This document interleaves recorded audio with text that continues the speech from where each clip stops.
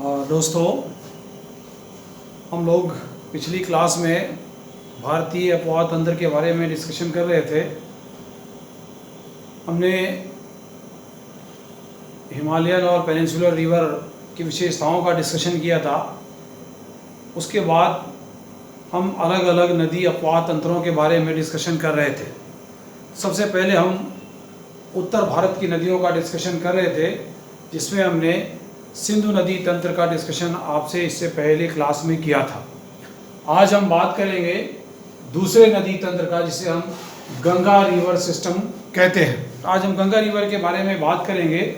ये भारत की बड़ी ही महत्वपूर्ण नदी है, ख़ास तौर से कल्चरल पॉइंट ऑफ व्यू से, रिलीजियस पॉइंट ऑफ व्यू से, धार्मिक और सांस्कृतिक बड़ा महत्व है इस गंगा नदी का। और ये भारत की सबसे उपयोगी नदी भी है, ख़ास तौर से उत्तरी जो विशाल मैदान है भारत का, उसकी जो लाइफ लाइन कहलाती है गंगा रिवर। तो आज हम उसका डिस्कशन करेंगे। अगर हम इसके बारे में देखें तो हम क्या देखते हैं, the Ganga river originates at Bhagirathi from Gangotri glacier in Uttarkashi district. Means इसका नाम शुरू में गंगा नहीं होता है, बल्कि इसकी जो ओरिजिन होती है वो होती है गंगोत्री ग्लेशियर से। उस गंगोत्री ग्लेशियर से डायरेक्ट गंगा ना निकल के, बल्कि एक दूसरी नदी है जिसे हम भागीरथी कहते हैं, उस भागीरथी के नाम से गंगोत्री ग्लेशियर से ये निकलती है, जो उत्तराखंड के उत्तरकाशी डिस्ट्रिक्ट में ये ग्लेशियर, यानी जिसे हम हिमनद कहते हैं, उस हिमनद से शुरुआत होती है भागीरथी के रूप में इस गंगा नदी का। उसके बाद जैसे ही थोड़ा सा नीचे आती है तो वहाँ ये देवप्रयाग जगह है। इस देवप्रयाग जगह पर एक दूसरी नदी आगे इससे मिलती है, इसके लेफ्ट साइड से, जिसका नाम है अलकनंदा रिवर। तो अलकनंदा रिवर भागीरथी रिवर से जब मिलती है देवप्रयाग में, उसके बाद जब इन दोनों नदियों का मिला जुला रूप आगे प्रवाहित होता है, वहां से इसका नाम गंगा पड़ता है। यानी from Devprayag the river is called as Ganga. Devprayag के बाद जो है वो गंगा इसका नाम पड़ता है। अगर आप इसका मानचित्र देखें तो आपको थोड़ा सा और क्लियर हो जाएगा कि ये जो नदी है, यहां देखें, ये वाली ये देख रहे हैं, ये भागीरथी और ये अलकनंदा। ये जो भागीरथी है ये गंगोत्री ग्लेशियर से निकलती है। तो गंगोत्री ग्लेशियर से निकलकर यहाँ ऋषिकेश के पास यहाँ देवप्रयाग एक जगह है, इस देवप्रयाग में इन दोनों नदियों का मिलन होता अलकनंदा का। उसके बाद यहाँ से ये गंगा शुरू होती है। तो इसकी उत्पत्ति इस तरह से होती है इस गंगा की। अब उसके बाद जब ये गंगा आगे बढ़ती है तो क्या होता है कि अलकनंदा जो है दूसरी, जो इसके लेफ्ट साइड से मिली है भागीरथी से आके, तो अलकनंदा का सोर्स कहाँ है, ये है सतोपंथ ग्लेशियर है, ये बद्रीनाथ के ऊपर, ठीक है, बद्रीनाथ के पास यहाँ एक सतोपंथ ग्लेशियर है। उस हिमनद से अलकनंदा नदी की उत्पत्ति होती है। उसके बाद यानी भागीरथी की उत्पत्ति गंगोत्री से, अलकनंदा की उत्पत्ति जो है वो सतोपंथ ग्लेशियर से, हिमनद से होती है। यहाँ से दोनों नदियाँ निकल के और आके देवप्रयाग पर मिलती हैं। तो इन नदियों में भी अलग अलग और नदियों का मिलन होता है। खासतौर से अलकनंदा जो है वो, इसमें से 3-4 नदियाँ आके अलग अलग जगहों पर मिलती हैं, जिन्हें हम प्रयाग के नाम से जानते हैं। तो अलग अलग प्रयाग हैं, जैसे आप देखें, ये अलकनंदा पे यहाँ विष्णु प्रयाग पर एक नदी जुड़ती है जिसे हम धौली गंगा कहते हैं। तो धौली गंगा अलकनंदा से आके जुड़ती है विष्णु प्रयाग पर। इसी तरह से एक दूसरी रिवर है जिसको हम पिंडर रिवर कहते हैं, यहाँ लिखा हुआ पिंडर रिवर। ये एक ट्रिब्यूटरी यानी सहायक नदी अलकनंदा की, जो कर्ण प्रयाग पर आगे इसे अलकनंदा से मिलती है। और हम आगे जब बढ़ते हैं तो एक मंदाकिनी नदी है, यहाँ लिखा हुआ मंदाकिनी। ये मंदाकिनी रिवर आके मिलती है अलकनंदा से, कहाँ, रुद्रप्रयाग पर, ठीक है। इस तरह से अगर आप और इसका हम टेबल फॉर्म में देखें, यहाँ एक टेबल बनी हुई है, ये 4 जगह हैं खास तौर से, और जहाँ कन्फ्लुएंस का मतलब मिलन होता है। तो देवप्रयाग पे मिलन होता है, जैसा हमने पहले देखा था भागीरथी और अलकनंदा का। उसके बाद भागीरथी में मिलने से पहले जो अलकनंदा है, जो बद्रीनाथ के पास से निकलती है, वहां से लेके देवप्रयाग के बीच में कई सारी नदियां अलकनंदा में आके मिलती हैं। जैसे मंदाकिनी मिलती है रुद्रप्रयाग पर, पिंडर मिलती है इसकी कर्णप्रयाग पर, धौली गंगा मिलती है इसकी विष्णु प्रयाग पर। ये सारी की सारी अलकनंदा की सहायक नदियां हैं, जो अलग अलग स्थानों पर, ये जो स्थान है इसका नाम आप ज़रूर याद रखिएगा इस टेबल को, खास तौर से सिविल सर्विसेज के प्रीलिमिनरी एग्जाम्स में इनमें से कभी ना कभी ये क्वेश्चन पूछे जाते हैं। कई बार मैच करने के लिए दे दिया जाता है, इन चारों प्रयागों का नाम दे दिया जाता है, ये नदियों का मिलन दे दिया जाता है, नदियों का नाम दे दिया जाता है, और उसमें आपको चूज करना होता है कौन सा सही गलत या कौन सा मैच है।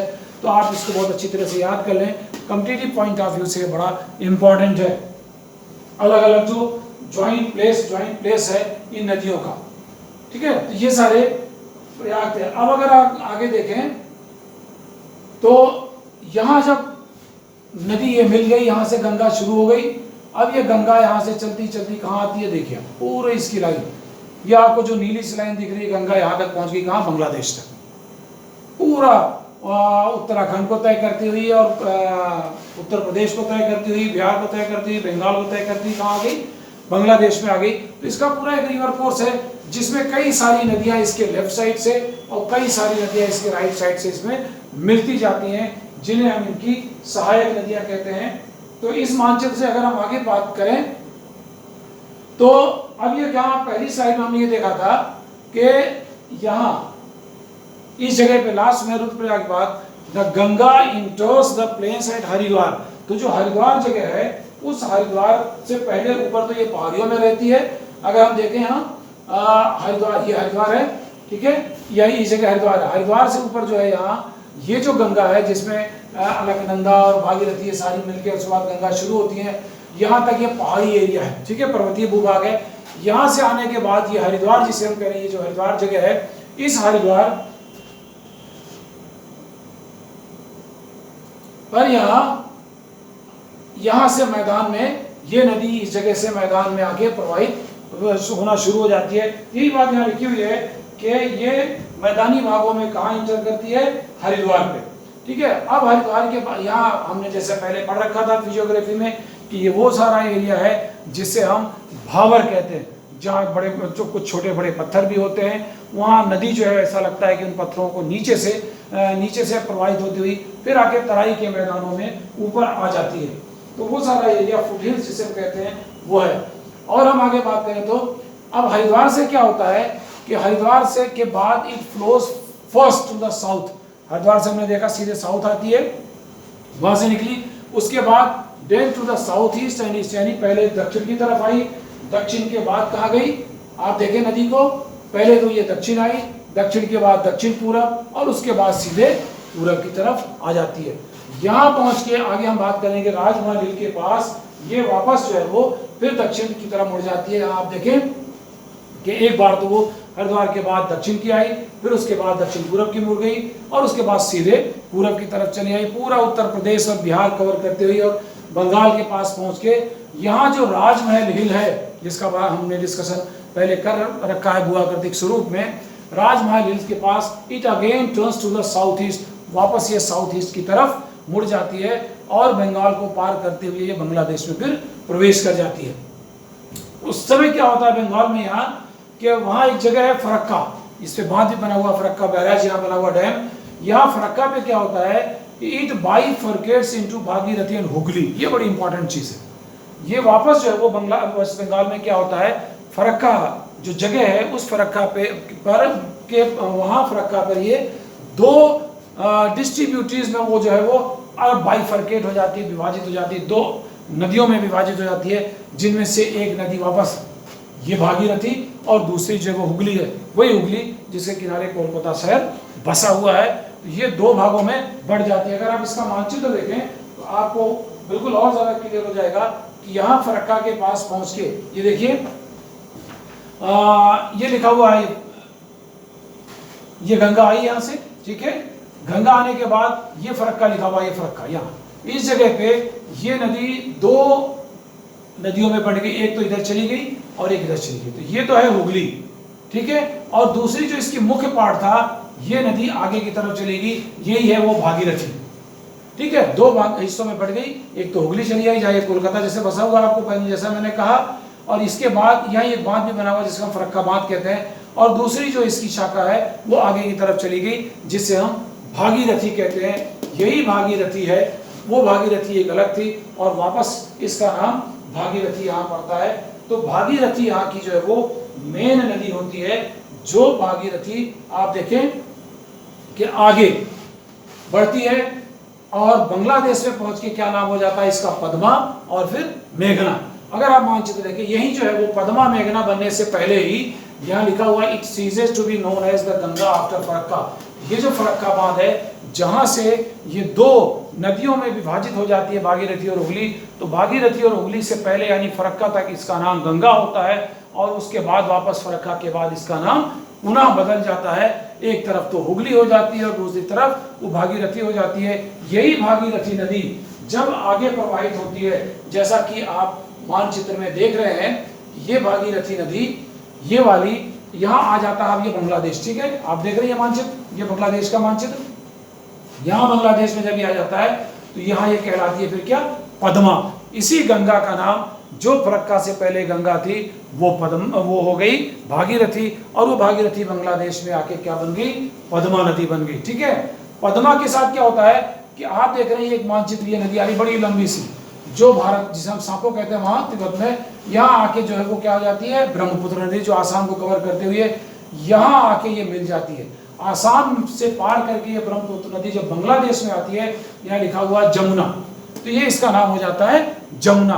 तो यहाँ ये पद्मा और यहाँ ये जमुना। ठीक है, जमुना कौन सी नदी है, ये तो है यमुना। इस यमुना से बिल्कुल कंफ्यूज मत होइएगा, जो गंगा की ट्रिब्यूटरी है वो तो यमुना है, और ये जो ब्रह्मपुत्र नदी है आसाम को पार करने के बाद जब बांग्लादेश में प्रवेश करती है तो इसका नाम जमुना हो जाता है। तो इधर से ये गंगा जो पद्मा के नाम में परिवर्तित हो गई, इधर से जमुना आ गई, ये दोनों यहाँ मिलने के बाद जब आगे प्रवाहित होती हैं तो यहाँ इसका नाम जो है मेघना हो जाता है। ठीक है, इस तरह से इसका प्रचार है, इसका जो है वो आगे नाम जो है वो बदलता चला जाता है। यही चीज आप मानचित्र में देख रहे हैं। तो ये मेघना के रूप में फिर पहुंच जाती है कहाँ, गंगा ब्रह्मपुत्र डेल्टा जिसे हम कह सकते हैं, वो वन का निर्माण करती है। तो फरक्का से पहले तक ये गंगा रहती है, फरक्का के बाद इसका नाम बदलता चला जाता है, भागीरथी हो जाता है, फिर उसके बाद पद्मा हो जाता है, और जब वो जमुना से मिल जाती है तो फिर ये मेघना हो जाता है, यहाँ बांग्लादेश में। ठीक है, तो अब हम बात करें, ये एक टोटल कोर्स था इस नदी का, कहाँ कहाँ से कैसे कैसे प्रवाहित होते हुए और कहाँ इसका नाम परिवर्तित होता चला जाता है। तो अक्सर इसके नामों के से संबंधित प्रश्न पूछा जाता है कि ये पद्मा कौन सी नदी है, या जमुना कौन सी नदी है, मेघना कौन सी नदी है, कहाँ ये मिलती है नदियाँ। इसको बहुत ध्यान से इस मानचित्र को आप अच्छी तरह से कंठस्थ कर लीजिएगा। इस नदी की सामान्य टोटल लंबाई जो है वो 2525 किलोमीटर है, कहीं 2510 किलोमीटर भी कुछ किताबों में आपको मिलेगा, तो इट हार्डली मैटर्स। ठीक है, इसकी लंबाई, और the Ganga basin covers about 8.6 lakh square kilometre area in